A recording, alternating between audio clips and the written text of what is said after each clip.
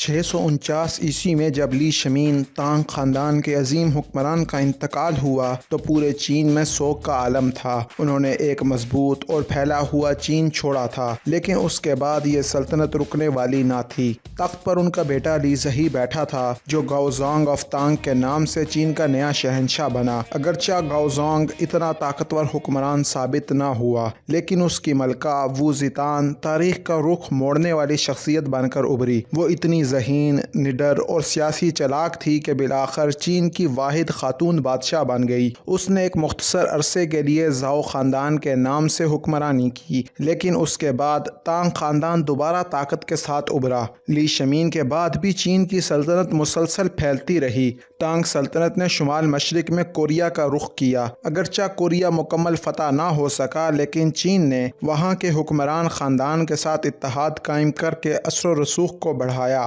دوسری جانب جنوب میں ویتنام پر مکمل قبضہ کر لیا گیا اور اس علاقے نے اگلی کئی صدیوں تک چین کی حکمرانی کو قبول کیا۔ مغرب میں تانگ افواج نے وسطی ایشیا کے کئی علاقوں تک رسائی حاصل کی، جہاں ان کا سامنا ان ترک قبائل سے بھی ہوا جو ان کے ماتحت نہیں تھے، اور اس کے علاوہ ان کا مقابلہ ایرانی اثرات سے بھی ہوا۔ یوں چین کی سلطنت ایک عظیم سپر پاور بن چکی تھی۔ سلطنت کے پھیلاؤ کے ساتھ ساتھ تجارت نے بھی نئی بلندیوں کو چھوا۔ شاہراہ ریشم جو چین کو وسطی ایشیا اور یورپ سے جوڑتی تھی، تانگ دور میں اپنی انتہا پر پہنچ گئی۔ چینی ریشم، چینی مٹی کے برتن، چائے اور کاغذ مشرق سے مغرب کی طرف پہنچنے لگا، جبکہ عرب، فارسی، ترک اور ہندوستانی تاجر چانگان میں ڈیرے ڈالنے لگے۔ ہر طرف تجارتی قافلوں کی آمد و رفت رہتی اور چین دنیا کی سب سے بڑی معاشی طاقت بن چکا تھا۔ دارالحکومت چانگان ایک شاندار شہر میں بدل چکا تھا۔ صرف اس شہر کی آبادی 10 لاکھ سے تجاوز کر گئی تھی،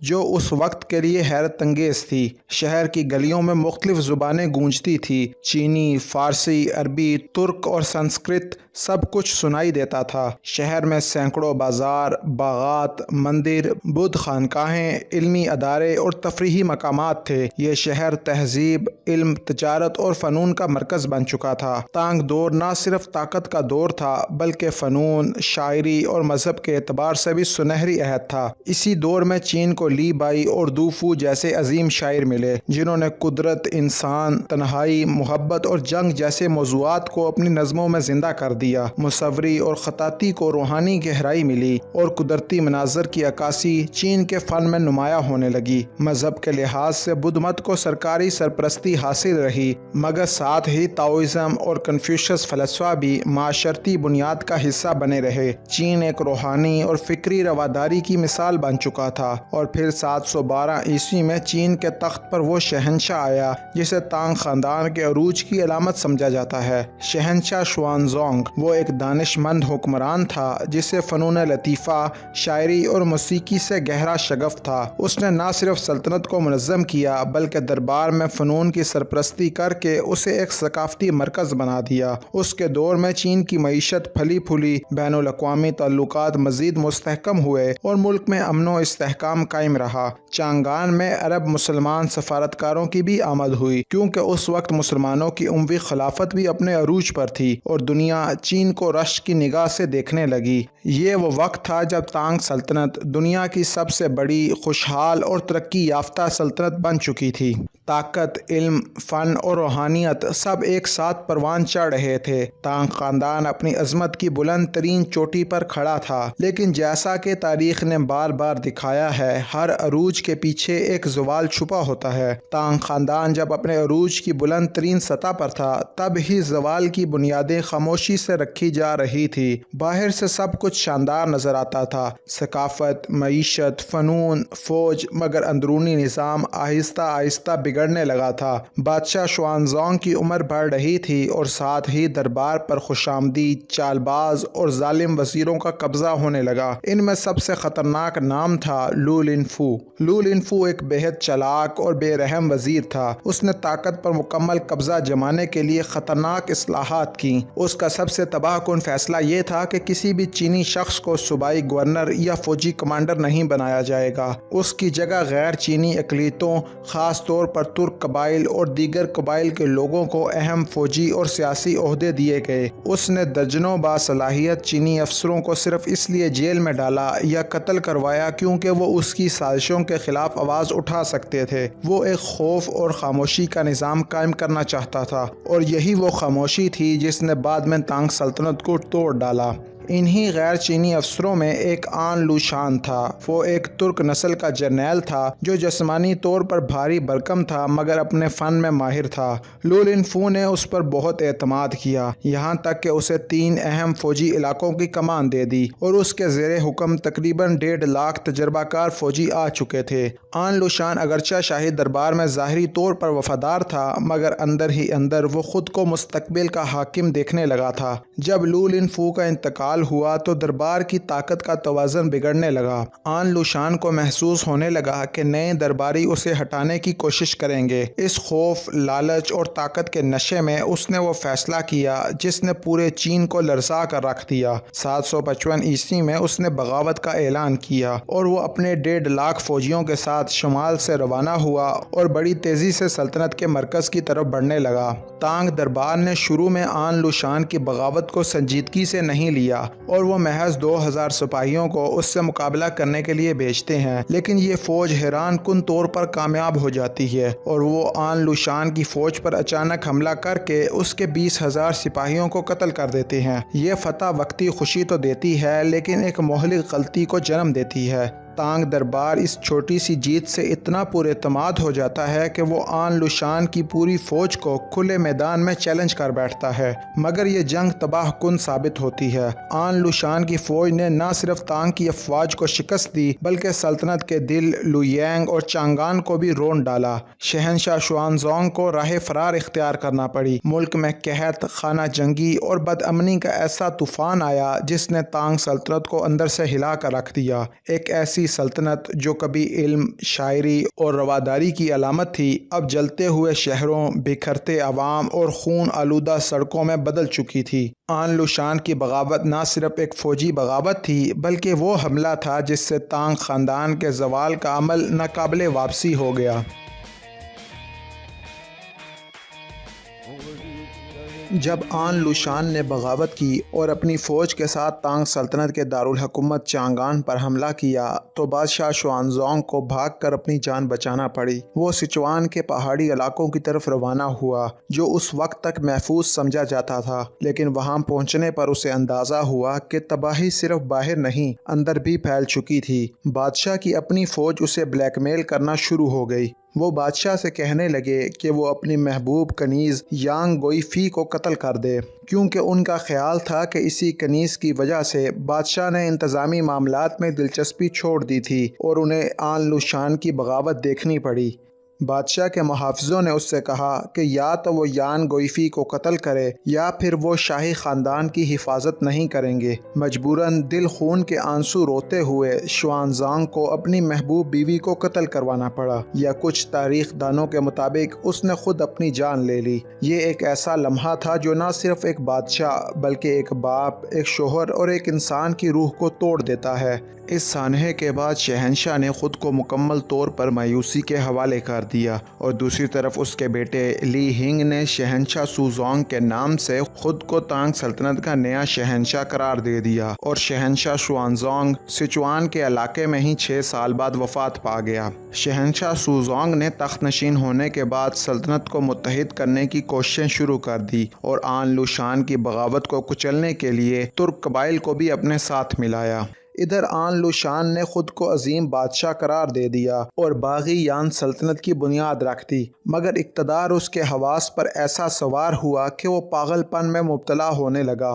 وہ نہ صرف رعایا پہ بے پناہ ظلم کرنے لگا بلکہ اپنی فوج اور اپنے خاندان کے لیے بھی ایک عذاب بن گیا۔ آخر کار اس کے اپنے بیٹے آن چانگ شو نے اسے قتل کر دیا اور اس کی بغاوت کی قیادت سنبھال لی۔ مگر یہ اختتام نہیں تھا، اب ایک نئی اور زیادہ خونی جنگ شروع ہونے والی تھی۔ تانگ سلطنت نے بھی دوبارہ اپنی طاقت اکٹھی کر کر حملے کیے، مگر جنگ اتنی بھیانک تھی کہ کوئی فاتح نہ رہا۔ تانگ سلطنت کی فوج مختلف علاقوں میں پھیلی ہوئی تھی، جس کی تعداد تقریباً 3 سے 4 لاکھ کے درمیان تھی، اور اس جنگ کے بعد کئی شہروں میں صرف چند سو سپاہی بچے۔ مثلاً ایک جگہ تو صرف 400 تانگ محافظ زندہ بچ سکے، جو ایک پورے شہر کے دفاع کی آخری امید تھے۔ خوراک کی قلت اتنی شدید ہو گئی کہ لوگ اپنے ہی بوڑھے رشتہ داروں کو ذبح کر کے کھانے لگے۔ انسانیت کی آخری حدود پار ہو رہی تھی۔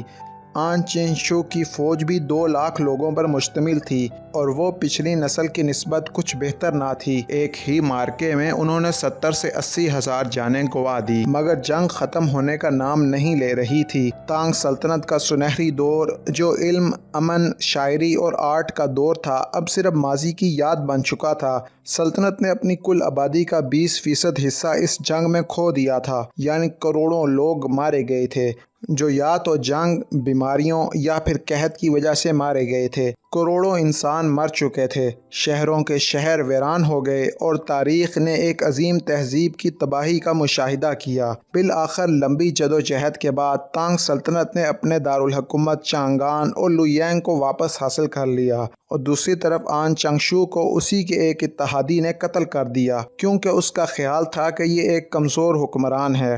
مگر جو تانگ سلطنت کے پاس لوٹ کر آیا وہ پہلے جیسا چین نہ تھا۔ زخم بہت گہرے تھے اور خون میں ڈوبا ہوا مستقبل بہت غیر یقینی تھا۔ شہنشاہ سوزونگ نے دارالحکومت واپس حاصل کرنے کے بعد اپنی حکومت مضبوط کی، مگر سلطنت اب پہلے جیسی نہیں رہی تھی۔ عوام کا اعتماد، درباری نظم و ضبط اور فوجی اتحاد بری طرح متاثر ہو چکا تھا۔ آن لوشان کی بغاوت نے تانگ سلطنت کے زوال کا آغاز کر دیا تھا، جو آنے والی کئی دہائیوں میں مزید بغاوتوں اور اندرونی خانہ جنگیوں میں ڈھل گیا۔ اس کے کچھ عرصے بعد 874 عیسوی میں ہوانگ چاؤ کی بغاوت تانگ شہنشاہ زی زونگ کے دور میں شروع ہوئی۔ اس وقت چین قحط، بدعنوانی اور ظالمانہ ٹیکس نظام کی لپیٹ میں تھا۔ جب کسانوں اور غریبوں میں بے چینی بڑھی تو ہوانگ چاؤ نے اس کا فائدہ اٹھایا اور کسانوں کو اکٹھا کر کے بغاوت کا آغاز کر دیا۔ اس نے مختلف شہروں پر حملے کیے، اور جیسے جیسے اس کی طاقت بڑھتی گئی اس نے بڑے شہروں پر قبضہ کرنا شروع کر دیا، جن میں لویینگ اور چانگان جیسے اہم دارالحکومت بھی شامل تھے۔ شہنشاہ زیزونگ کو اپنی جان بچانے کے لیے دارالحکومت سے نکل کر سچوان کے علاقے میں جانا پڑا۔ چانگان پر قبضہ کرنے کے بعد اس نے اپنی داچی سلطنت قائم کر دی اور خود کو داچی سلطنت کا پہلا شہنشاہ قرار دیا۔ ہوانگ چاؤ نے ان علاقوں میں غیر ملکی تاجروں کو بے رحمی سے قتل کیا، کیونکہ اس کا خیال تھا کہ یہ ملک کی دولت لوٹ کر باہر لے جاتے ہیں۔ اس کے علاوہ اس کا ماننا تھا کہ تاجر مہنگائی اور ذخیرہ اندوزی کے ذمہ دار ہیں۔ تاجروں کے قتل نے شہروں کی معاشی سرگرمیوں کو تباہ کر دیا، جس کے نتیجے میں خوراک کی شدید قلت ہو گئی اور قحط کی صورتحال پیدا ہو گئی، اور لوگ بھوک سے مرنے لگے۔ شہر کے شہر ویران ہو گئے اور خوف کا ماحول قائم ہو گیا۔ ہوانگ چاؤ کی بغاوت میں اس کا سب سے قریبی ساتھی زو وین تھا، لیکن جب اس نے دیکھا کہ ہوانگ چاؤ بری طرح ناکام ہو چکا ہے تو اس نے تانگ سلطنت کے ساتھ اتحاد کر دیا، اور تانگ سلطنت کے ساتھ مل کر ہوانگ چاؤ کے خلاف زبردست فوجی مہم کا آغاز کر دیا، اور ہوانگ چاؤ کو اپنی سلطنت چھوڑ کر چانگان سے فرار ہونا پڑا۔ 884 عیسوی میں ہوانگ چاؤ کی موت کے بعد تانگ دربار چانگان لوٹ آیا، مگر اب چانگان پہلے جیسا نہیں رہا تھا۔ شہنشاہ زیزونگ کی حکومت کا کوئی حقیقی اختیار باقی نہیں رہا تھا۔ سلطنت کے بیشتر علاقوں میں گورنر اور فوجی جرنیل خود مختار ہو چکے تھے، اور دربار محض ایک رسمی مرکز رہ گیا تھا، اور اب تانگ دربار کا سب سے طاقتور شخص زو وین تھا۔ اس نے تانگ دربار کے نام پر کئی علاقوں پر قبضہ کیا، مگر عملاً وہ خود ایک خود مختار بادشاہ جیسا بن گیا تھا۔ 888 عیسوی میں شہنشاہ زیزونگ کا انتقال ہو گیا اور اس کے بعد اس کا چھوٹا بھائی شہنشاہ زاؤزونگ تخت نشین ہوا، مگر وہ بھی کچھ زیادہ قابل حکمران ثابت نہ ہوا۔ اس کی حکومت کے دوران زو وین نے دربار کو مکمل طور پر اپنے قبضے میں لینا شروع کر دیا۔ اس نے سیاسی مخالفین کو قتل کروایا اور اہلکاروں کو معزول کیا، اور آخر 903 عیسوی میں اس نے شہنشاہ زاؤزونگ کو قتل کر دیا اور اس کے 13 سالہ بیٹے شہنشاہ زاؤزوان کو، جس کو شہنشاہ آئی آف تانگ بھی کہا جاتا ہے، ایک کٹھ پتلی حکمران کے طور پر تخت پر بٹھا دیا، اور محض 3 سے 4 سال بعد 907 عیسوی میں اس نے شہنشاہ آئی کو بھی قتل کیا اور تانگ سلطنت کا مکمل خاتمہ کر دیا۔